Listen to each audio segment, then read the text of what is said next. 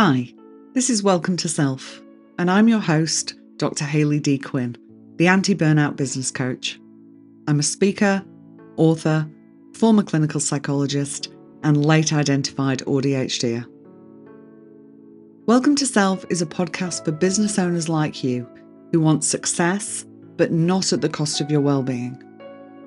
This is about transforming self and transforming business. I'll be here to remind you that you're human first, and as well as being a business owner, you have different roles in your life that need your attention.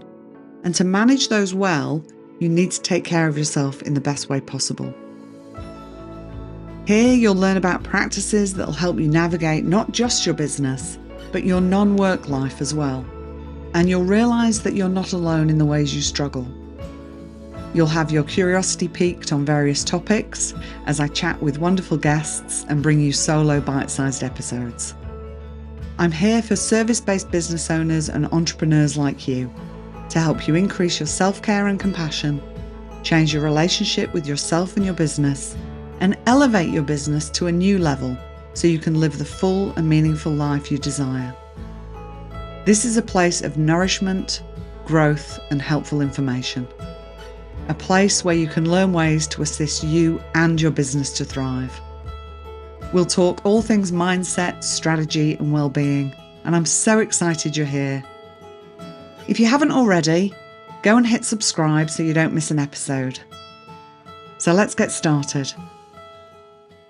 Hi, and welcome to another episode. This week I have another guest I'm chatting with, and this is a topic we don't tend to have many conversations about. Yet it's one that ultimately impacts us all, and what my guest has to share could really help you, your family, and your business.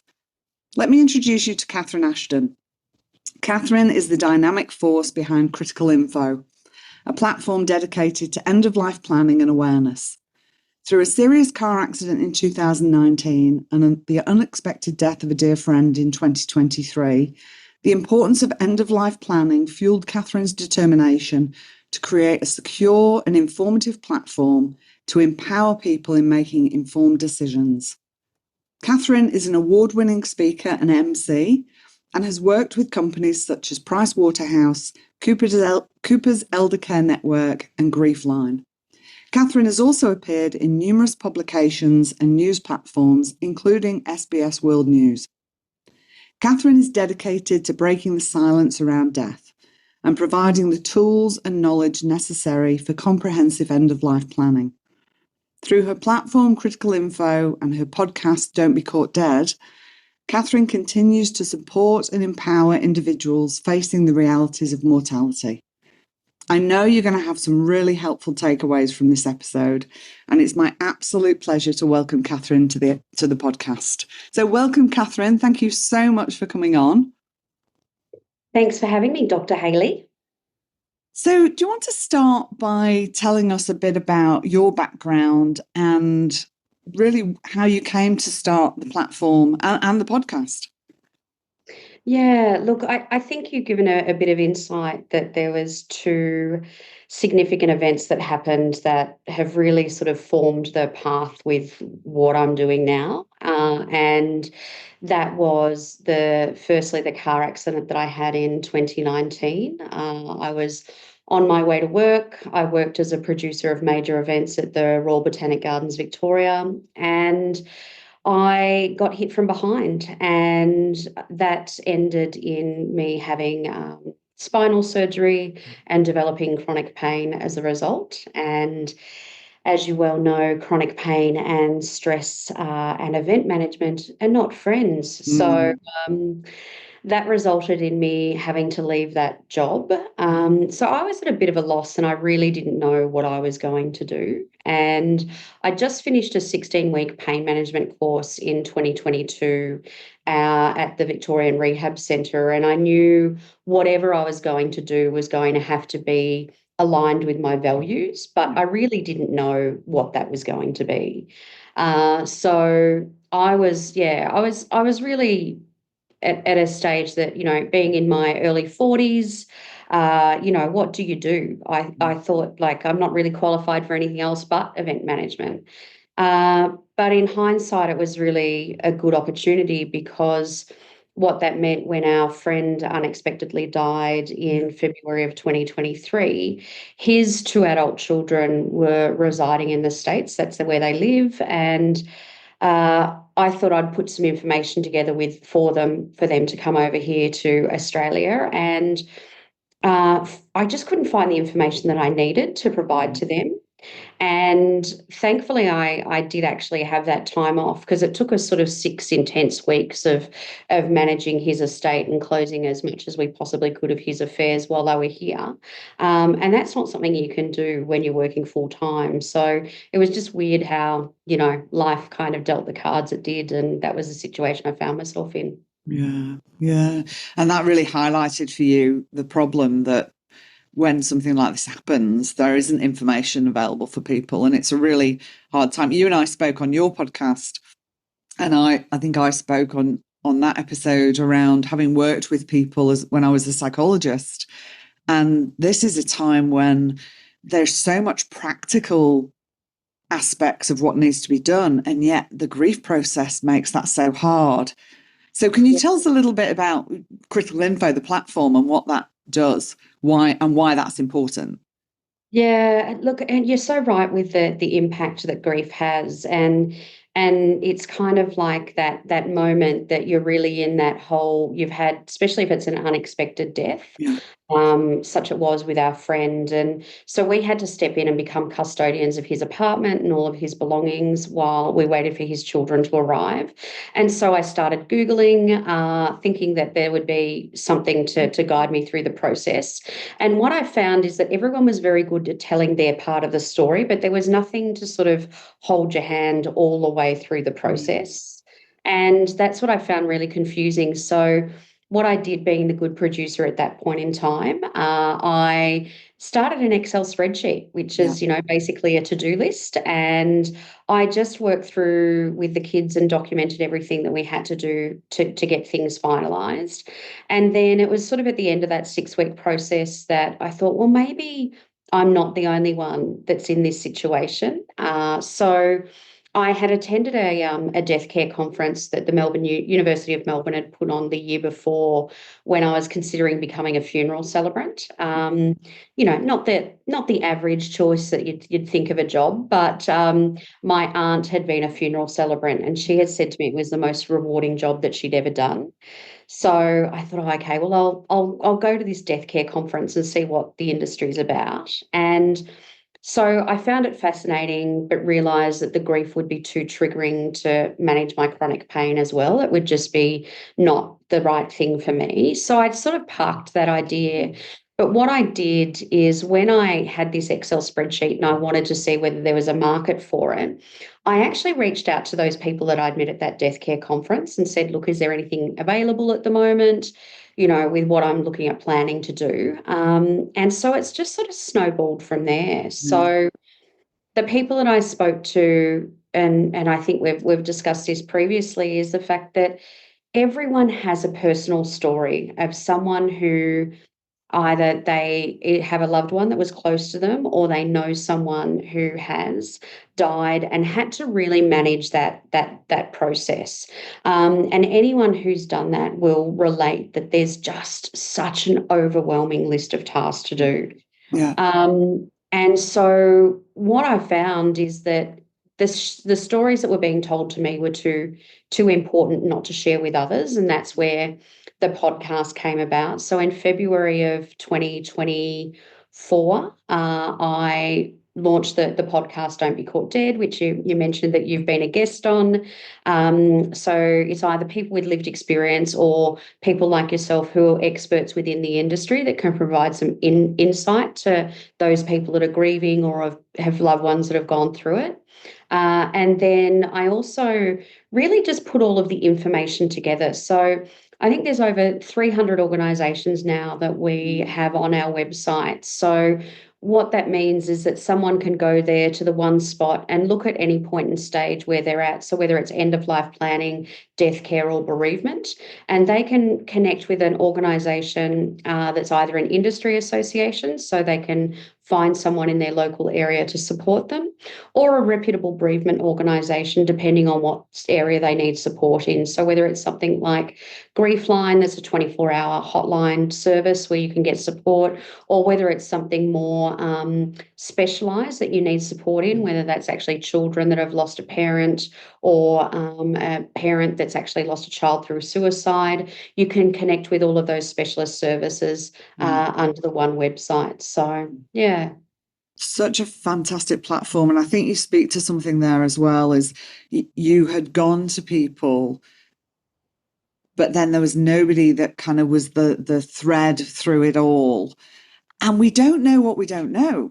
So you can't know that you've got to contact certain people if you don't know that you've got to contact them, right? So I guess what you've done is really do the background work for people to say, these are actually all the different domains that you may need to be in connection with, and we can kind of help you because we've got them all in one spot. You're so right with what you're saying, is the fact that, you know, generally people are grieving. You don't know what you don't know, and that became really apparent. So what I did after I'd spoken to these people within the industry, and I had the podcast, I had the website. What had been the real motivation for that was that I had sort of taken this Excel spreadsheet that I had and developed a prototype at the end of sort of 2023. And what I found when I started running focus groups using this prototype is that I had something that people could document their choices. But the problem is that people didn't even know what their choices were. So, you know, it's that classic gap. And that's the reason why I started the podcast as well, is because it's that way for people to learn from other people from lived experience or experts what they don't know. And there's so many advancements in different technological options when it comes to, you know, there's not just, you know, burial or cremation any longer. There's cryopreservation, so that's cryonics that's on offer if you would like to actually, you know, freeze your body until another stage where science can unfreeze it. Or there's, you know, things like water cremation now that is in Tasmania and available, and people are just not aware of this. So the podcast allows people to learn about that.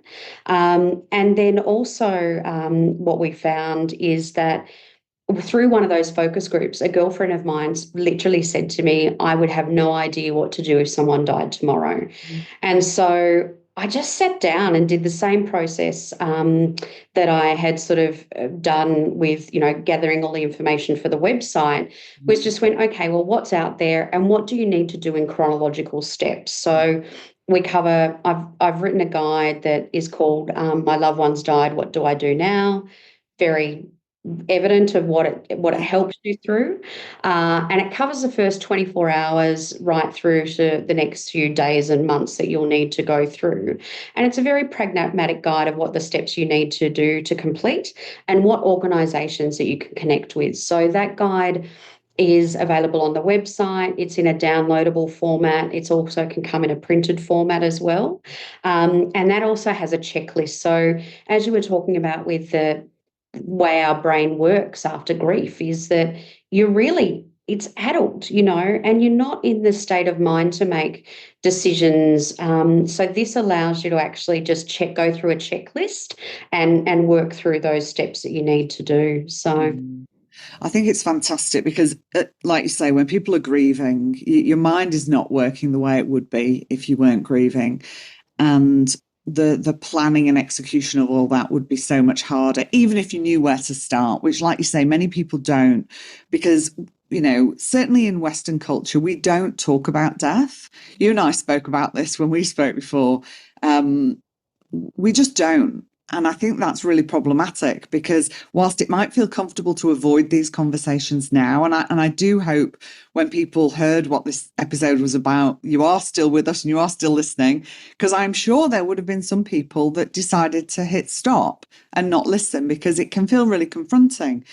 And whilst that can feel really comfortable in the now, that we avoid thinking about our mortality or that of those we love, it's not helpful in the long run, is it? Because then we're left having to navigate and deal with this when we're in a position of such emotional distress that it's really, really hard to do it.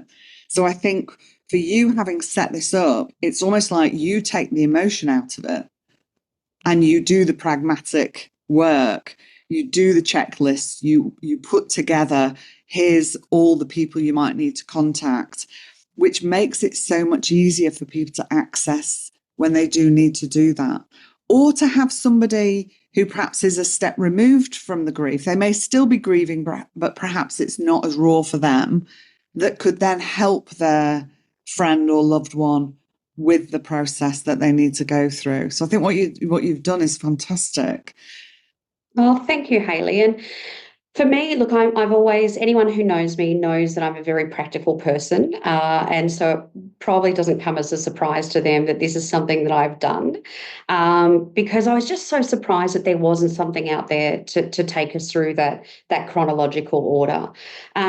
But what was interesting is that I mentioned the guide, and as a sort of value-added service that I offer for that is that anyone who purchases the guide, there's monthly Q&As that they can meet with me online in a group format, and we just chat through any challenges that they're having, and making sure that we're referring them to the right experts within the industry.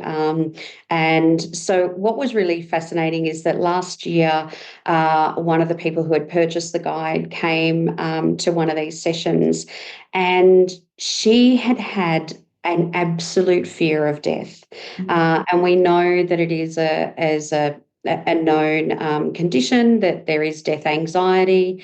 And what was interesting is that she had been listening to the podcast, and she had gone through an experience where she'd gone from having this fear of death to now literally completely transformed, and she was becoming a death doula. And for those of you who don't know what a death doula is, a death doula is someone who is providing non-medical support to a person who's been diagnosed with a life-limiting illness, in sometimes their darkest days, and also supporting their family as well.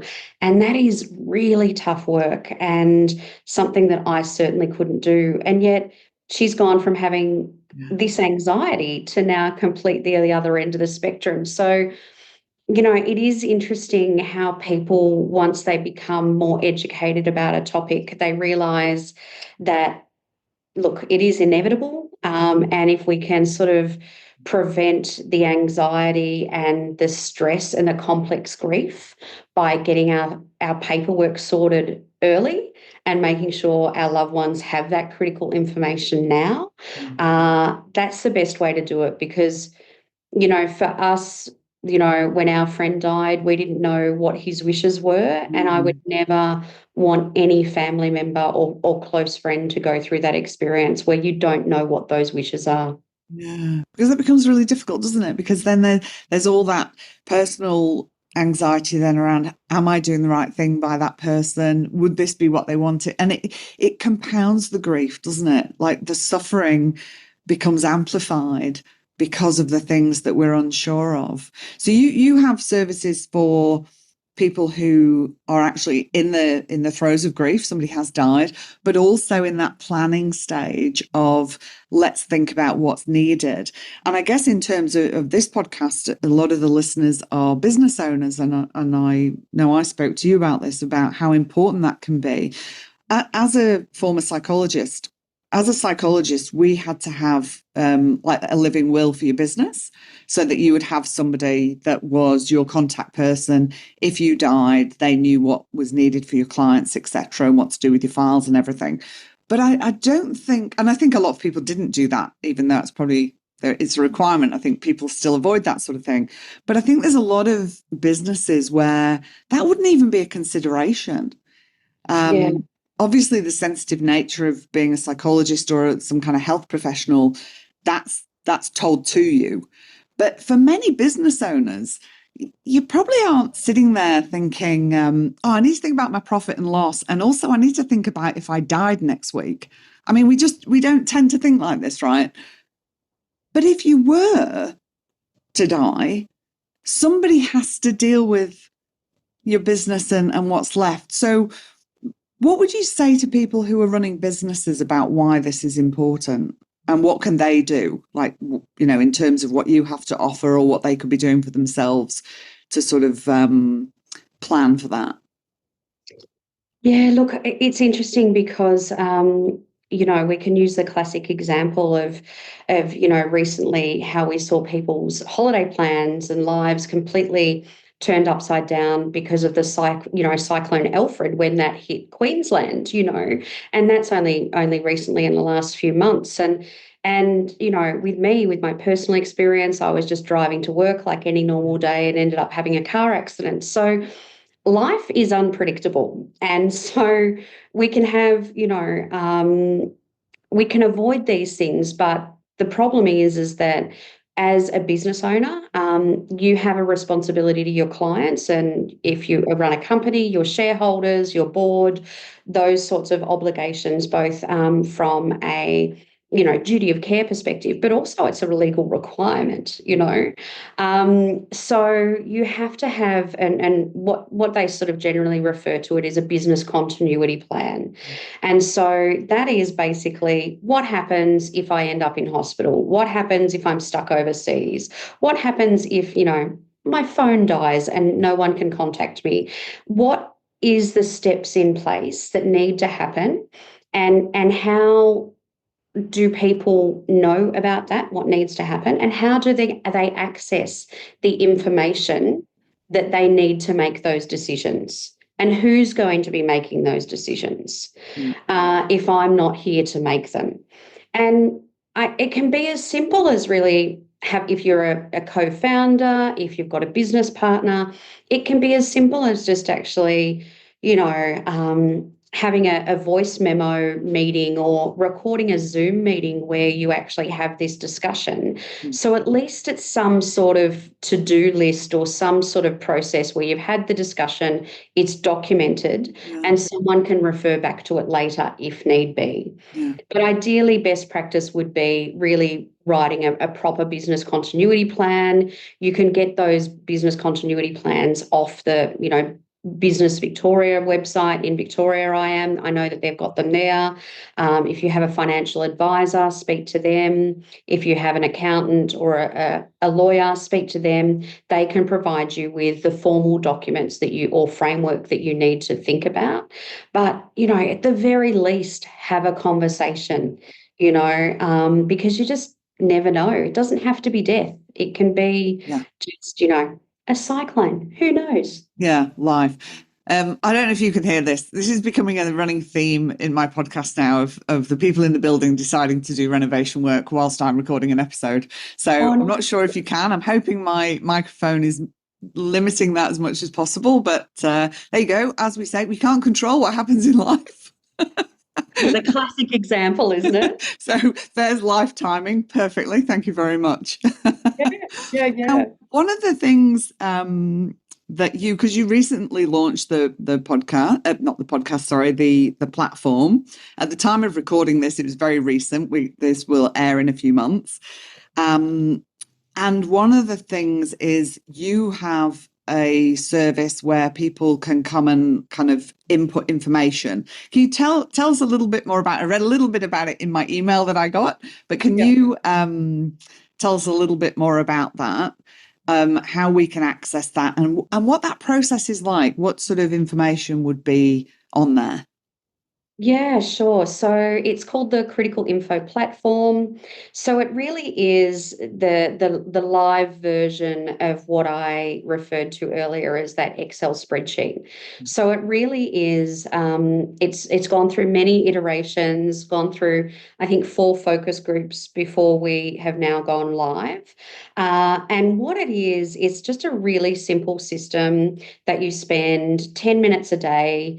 It's an online platform, so you log on to it, you register via via the website, criticalinfo.com.au, and it's a membership service, so it's an annual fee of $99 or a monthly fee of $10. And what that provides you with is a simple system to follow where, as I mentioned, it's 10 minutes a day for 15 days. And over that 15 days, we focus on different focus areas of your life. So whether it be your pets, whether it be your assets or finances, we actually ask you questions that sort of take you through the documents that you need to collect. And also we take you through the process of thinking about who are the two people that you trust, that if you are in hospital, you would like them to be the first people to enter your home. They are the ones that actually have access to your account. You decide when they have access. So you nominate these two key contacts. They go through the process of accepting that process of being a key contact, and then you nominate when they have access. So it's when you create the account, when you're hospitalised, or when you die, and then they have a process that they contact us, they request access, and should you not respond within 1 hour, they will have automatic access as you've actually deemed that appropriate for them. So what that allows you to do is to know that you've been taken through a guided process covering every aspect of your life, including your business. We focus on all of the things that we've just discussed in relation to being a business owner, and also your responsibilities of shareholders, ABNs, how many domain names you have, how many email addresses, like all of these things that I think, oh my goodness, I have so many ridiculous domain names. Same. But like I'm the only one that knew them until this process, and now it's documented, So all of those things that you have to document. But the thing that's very different about the platform is that we don't encourage people to upload their information. I think that there's one item that we ask them to take a photo of their medications. That's the one thing that we ask them to upload.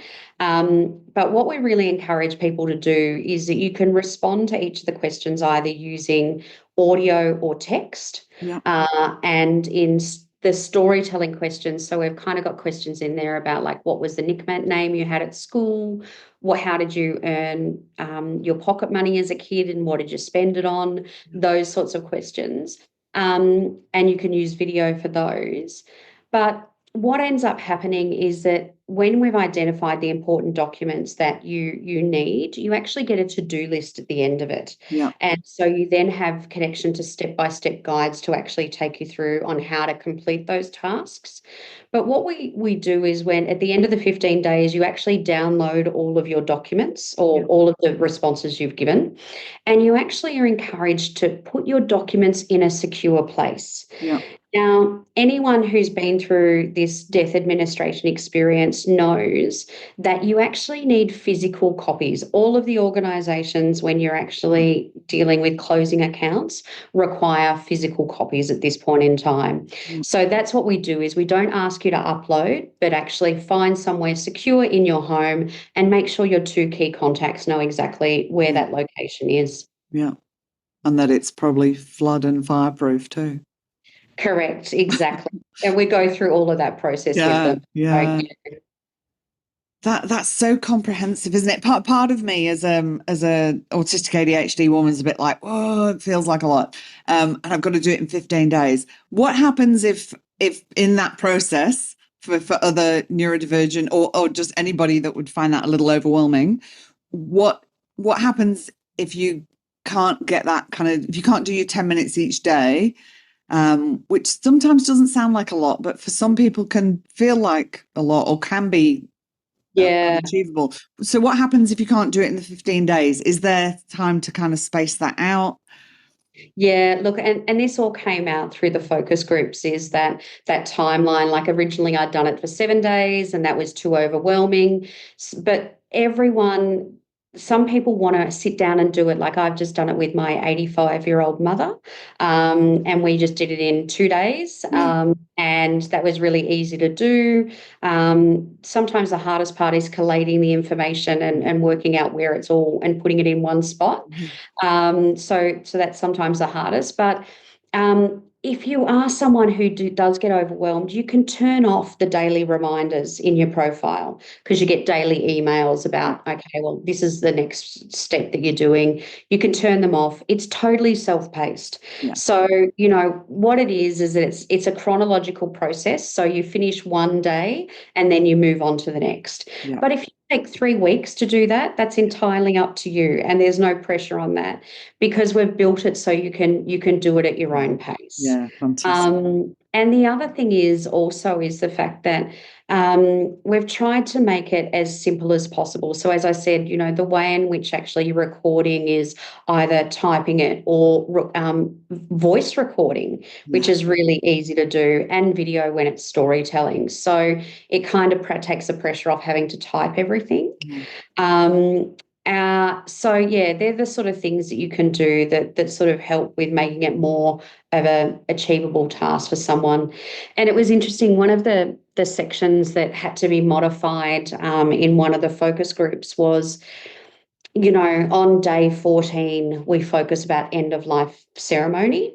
Yeah. And take you through the process, and it's quite detailed, Yeah. um, and about what people would like or what they wouldn't like. And what I realized is that there's some people that really don't mind what happens to their body after they die, and they don't mind how they're, memorialized. So there's also now a tick box up the very top of the page saying, look, I've read it and I don't mind who does it. Yeah. If there's one person that I would suggest that would be the person that organizes this, it will be blah. Yeah. So at least you're actually giving someone permission to to organize it for you. Yeah. But we've tried to build in quite a bit of diversity in relation to it, and also in relation to gender and sexuality and First Nation sensitivities. We've also made sure that we have a little add-on platform or app that we've put onto the platform, which is Accessible. So it is actually specifically for people with ADHD, so they can actually be modified the settings to their liking. Same with people with low vision, anyone with epilepsy or any flickering of the screens. So we do have that add-on that you can modify it for your access needs as well. Oh, Catherine, I knew I liked you. As soon as we met, we just clicked, right? But it sounds like it really has been such a thoughtful process to bring this to life, and from things that were really difficult, but you've taken that and built something so meaningful and so helpful for people. I have no doubt this is going to really, really be helpful. What have been perhaps some of the things that you've come across where people struggle to engage in wanting to look at this? Because I know, like we said before, working previously as a psychologist, people don't want to face end of life, whether it's their own or somebody else's. But as they say, nobody gets out of here alive, right? So we have to deal with this at some point. What have been the things that come up most in terms of barriers, do you think, for people? I think in relation to the platform through the focus groups, what was apparent in the last focus group that we did was that sometimes people feel a level of grief about when they're thinking about planning their own funeral, and there's a different range of emotions that people feel. Some people felt that they feel guilty for dying and leaving this to someone else to be and their loved ones to be responsible for it. So it's that kind of preemptive grief. Yeah. If that's the term for it, that's sort of like what I refer to it as sort of preemptive grief. And then there's the grief that's also when triggered when you're thinking about, planning your own funeral. It reminds you of other funerals that you've attended. So sometimes that triggers other griefs. So with that in mind, because we're developing a series of workshops that we have been approached by various home hospice organisations, employment assistance programs, and also employers who are quite progressive in their thinking. Because, when you think that we only get 2 bereavement days off for immediate family members, and you think that I think there's over 150 hours work of admin that we have to do when someone dies, let alone give time for ourselves to grieve, it's just not enough. So we have some really amazing organisations that have come on board, and what we're doing is we're using the platform as the tool to have people organise their end of life planning. But as part of that process is having these conversations, because I think that is the challenging thing, is that people don't have the conversations, or they don't know how to start the conversations. So I'm working with a qualified counsellor who in grief, who has had years of experience developing grief-based programs, so we can be conscious of that. So when we're working with their groups, we're covering off on that. And also we're providing cues in workshops on how to start conversations, with family members, because I think that there's a lot of feedback and stories that I hear when I'm talking to groups, whether that be adult community daycare centres that I present to or larger groups. What seems to be some challenges that older generations find is that they feel that, based on the experience that I've had, is they feel that they can't change their mind once they've actually, made a funeral plan, where we know that you can change your mind at any point in time. And like you referred to this earlier, is the fact that these are living wills, these are living documents. So they need to represent who we are and what our likes and dislikes are. And as we change, we need to modify them and update them. Yeah. And that's why, on the platform, it is a membership process, because it's not a matter of just doing it once and that's it, it's done. I want people to start realizing that this is something you need to revisit every 12 months, whether it's when you change your clocks for daylight savings, or whether it's when you do your tax. You need to be keeping on top of this on an annual basis and just making sure that they're all active. And so that's the one thing that I find when I speak to perhaps older generations, is that that lack of understanding around the fact that they can change their documents, they can be updated to reflect their changes, and that's really important that happens. And also the fact that the people, it's up to them to make the decisions based on their own values, and to then seek the legal advice or the financial advice to actually make sure that their values and their wishes are documented how they want them. Because I feel that some people have said to me, oh, well, I don't know the law, I don't know the finances that well. I'm saying you don't need to. You actually go to the expert. They are the expert in the law. They are the expert in the finances. You let them know about what you want and how you want it to go. And then it's up to them to document it according to the law and the financial, So, and I think that's also a thing for someone as a business owner as well. It's really important that if you, like I said before, if you don't know how to document it, seek the advice that you need, whether it's from your financial advisor or your lawyer. So you make sure that there's a continuity plan in place to ensure that your loved ones are protected, but also your business partner is protected, your assets are protected, your IP is protected, and your digital footprint. You haven't spent thousands of hours and thousands of dollars on your digital footprint with social media and your accounts for it not to have a very clear process of what happens to it when you can't actively manage it, So it's really important to look at all of those things, especially as a business owner. Yeah, fantastic. Gosh, it's so thorough what you've done. I'm so impressed with it. And also you mentioned, people get 2 bereavement days. I mean, if you're self-employed, you are going to have to find a way of, how am I going to keep my business going whilst I'm dealing with grief or illness or whatever it is. But 150 hours of admin when the loved one dies, and I'm assuming that's before you've got everything organized nicely. So if nothing is organized, that's 150 hours plus trying to collate all this information, right?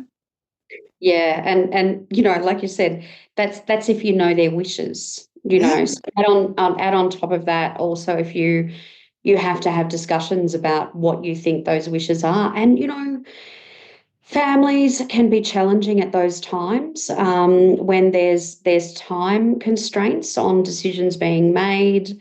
It can bring out the best and worst in people. Yeah. So, you can really change outcomes if you document it early, Yeah. and have those conversations early. Yeah. So this is a time as well to really bring compassion to yourself and others, isn't it? Because this is hard. We're not like I said, particularly in Western culture, we're not socialized into acknowledging death or talking about death. I think we do that really quite badly, unfortunately. I think organizations like yours are shifting that narrative, which is fantastic. And I love that you're going to be offering workshops for people to engage in as well. But bringing that compassion, acknowledging that this is hard and necessary. And I will certainly put all the links in the show notes where people can access your site and jump on and start this process for themselves and their businesses as well. And if people have enjoyed this episode with you and I strongly encourage you to go and jump over to Catherine's podcast, Don't Be Caught Dead. And you can hear Catherine and I chat there as well. But before we wrap up, I always like to ask my guests this one question is if you could meet your 80-year-old self today, what do you think she would say to you? I love this question, and it's such good timing because, as I mentioned, I've just been working with my mum on her critical info profile. And so I'm down with her in Gippsland in Sale. And we yesterday went to the Sale Art Gallery, and they have this amazing exhibition on at the moment of an artist who, over a period of time, has drawn portraits of people who have achieved the milestone of 100 plus years. Oh, wow. And it was absolutely amazing. And what struck me is that a lot of them liked it one tipple in the evening, whether it be a sherry or a whiskey, which was really quite interesting. Um, and but they really didn't know what the answer to them achieving the age of 100 plus years. Sometimes they just felt like they were still 40, or they're not quite sure really why they were either blessed or, fortunate, unfortunate, however they viewed that position to be 100 plus years. And it made me think, yeah, like, what age do you want to get to, and how would you view yourself? And I think for me and the work that I did, that I mentioned earlier, when I had to do that values work when I was in the rehab centre for 16 weeks in 2022. And what that has set me up to do is make sure that I put my values at the center of all of the decisions I make. So therefore, if I make a decision now, or if I make a decision in 20 years' time, it's driven by my values. Yeah.